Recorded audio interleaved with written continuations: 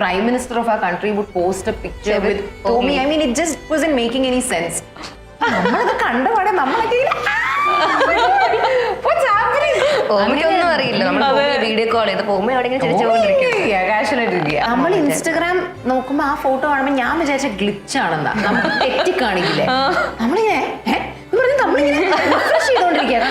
അപ്പൊ നമ്മളും ആ റൂം തുറന്ന് കയറി ചെല്ലുമ്പം അദ്ദേഹം എണീറ്റ് വരുന്നു, നമ്മളോട് വെൽക്കം വെൽക്കം അജയ് അജയ്. അപ്പൊ നമ്മളിങ്ങനെ I mean like so sweet. And അദ്ദേഹത്തിന്റെ കൂടെ ഇരിക്കുമ്പം നമ്മുടെ ഇന്നത്തെ വേൾഡിൽ തന്നെ one of the most influential leaders ആയ ഒരാളുടെ മുന്നിലാണ് നമുക്ക് ഇരിക്കുന്നത് എന്ന് നമുക്ക് തോന്നിയില്ല.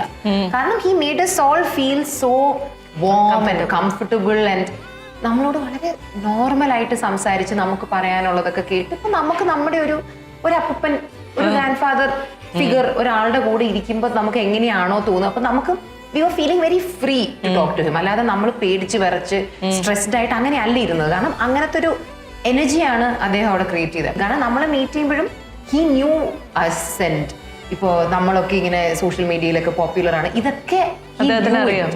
അപ്പം being the prime minister of the country, the fact that ഇങ്ങനത്തെ കൊച്ചു കൊച്ചു കാര്യങ്ങളെ പറ്റി വരെ ഇപ്പൊ നമ്മളെ മീറ്റ് ചെയ്യുന്നതിന് മുമ്പ് ഒരു സ്റ്റഡി നടത്തിയിരുന്നു, നമ്മളെ കുറിച്ച് അറിഞ്ഞിരുന്നു എന്നൊക്കെ ഉള്ളത്, it spoke a lot about him as A person. Correct.